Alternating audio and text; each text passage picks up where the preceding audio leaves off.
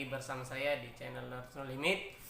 Kali ini saya ingin buat suatu video dimana beberapa minggu yang lalu saya buka Facebook dan saya dapatkan ada beberapa orang yang menolak untuk dilakukan rapid test dan ada juga yang kabur. Ini sangat menarik untuk kita bahas, kenapa mereka menolak, apa gunanya atau apa juga kerugiannya ketika seseorang itu menolak untuk dilakukan rapid test. Oke, simak videonya. Oke teman-teman, jadi kali ini kita ingin membahas sesuatu yang lagi trending sekarang, yang menjadi permasalahan global, yaitu tentang virus corona. Yang kita mau bahas adalah masalah rapid test. Banyak orang yang menolak, bahkan kabur ketika ingin dilakukan rapid test. Kenapa? Pertanyaannya, kenapa harus lari, atau kenapa harus kabur, atau kenapa harus menolak untuk dilakukan rapid test? Begini kerugiannya teman-teman. Ketika Anda menolak untuk dilakukan rapid test, apakah dengan hal itu Anda menolak atau Anda kabur, Anda bisa bebas dari virus corona? Belum tentu. Dan kerugian yang paling parah ketika kita menolak atau kita kabur dari rapid test adalah ketika kita memang betul-betul terinfeksi oleh virus corona, kemudian kita menolak untuk dilakukan rapid test, maka yang bahayanya sini adalah keluarga kita di rumah. Kita menolak, kemudian kita kembali ke rumah, kemudian kita berinteraksi dengan keluarga kita atau orang-orang di sekitar kita, dan ternyata kita sudah terinfeksi oleh virus corona, sehingga kita menularkan kepada keluarga kita ataupun kepada tetangga kita, dan itu sangat berdampak buruk. Itulah sebabnya ketika ingin dilakukan rapid test, janganlah kita menolak ataupun kabur, karena dampaknya sangat besar bagi diri kita sendiri dan juga bagi keluarga kita, sanak saudara kita di rumah, bahkan kepada masyarakat yang ada di lingkungan sekitar kita. Kemudian apa keuntungannya ketika kita tidak menolak untuk dilakukan rapid test? Yaitu sebelumnya memang rapid test bukan untuk mendiagnosis virus corona, tapi ketika hasil rapid test positif, maka pihak dari petugas kesehatan, tim medis, atau dari pemerintah bisa melakukan memberikan tindakan, mungkin dalam bentuk dilakukan karantina, ataupun dari tim medis melakukan memberikan penanganan untuk kebaikan kita semua. Jadi itulah keuntungannya ketika kita menerima untuk dilakukan rapid test, karena dari pihak medis ataupun dari pemerintah bisa melakukan penanganan terhadap diri kita atau bisa memberikan tindakan untuk kebaikan kita. Oke teman-teman, sekarang kita mau bahas tentang rapid test. Rapid test sekarang lagi trending dilakukan untuk melakukan screening terhadap virus corona. Rapid test ini dilakukan bukan untuk mendiagnosis seseorang itu terdiagnosis virus corona atau terkena virus corona, tapi rapid test ini cuma untuk mendeteksi apakah tubuh seseorang sudah menghasilkan antibodi IgM dan IgG atau belum. Antibodi ini tujuannya untuk melawan virus. Ketika hasil rapid test positif, itu artinya tubuh kita sudah memproduksi antibodi IgG dan IgM. Jadi bukan berarti bahwa ketika hasil rapid test positif maka orang itu positif corona, belum tentu. Karena rapid test cuma untuk mendeteksi apakah ada antibodi IgG dan IgM yang diproduksi oleh tubuh atau belum.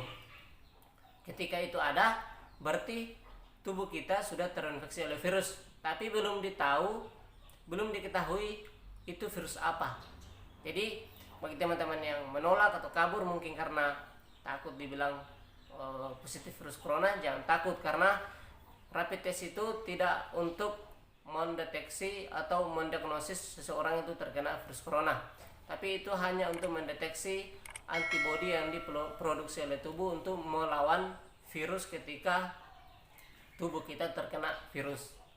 Jadi ketika hasilnya positif berarti tubuh kita sudah terkena virus, tapi belum diketahui itu virus apa. Belum tentu virus corona, virus ada banyak, jadi jangan takut. Kemudian ketika hasilnya negatif, hasil rapid test negatif, bukan berarti kita bebas dari virus corona.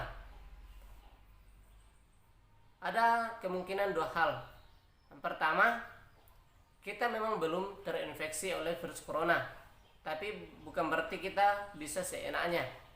Karena setelah kita melakukan rapid test, setelah itu kita bisa terkena oleh virus corona.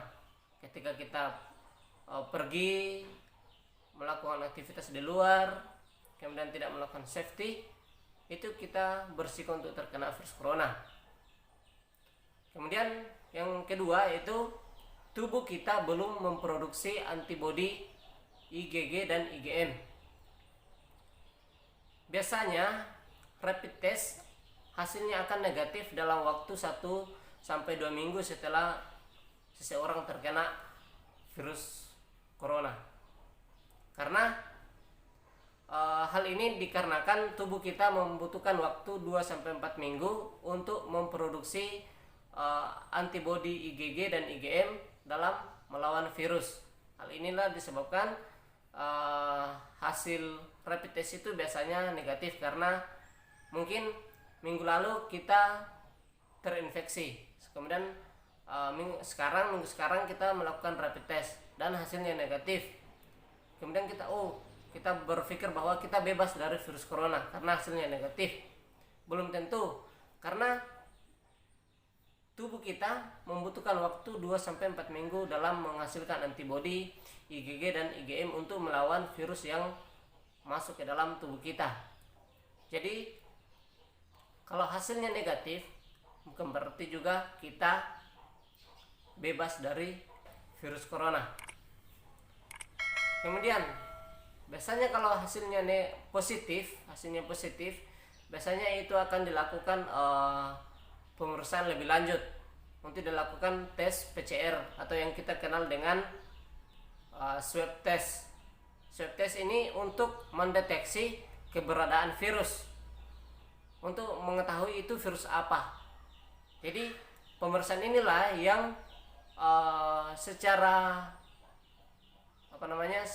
detail bisa mendiagnosis bahwa orang tersebut terkena virus corona atau orang tersebut positif virus corona atau virus yang masuk ke dalam tubuhnya itu ketika tubuh menghasilkan antibodi IgG dan IgM, virus yang masuk itu ternyata virus corona. Dilihat dari setelah kita melakukan pemeriksaan swab test itu untuk mendeteksi keberadaan virus dan itu untuk mengetahui itu virus apa. Jadi biasanya dilakukan pemeriksaan lebih lanjut ketika hasil dari rapid test sebelumnya itu positif.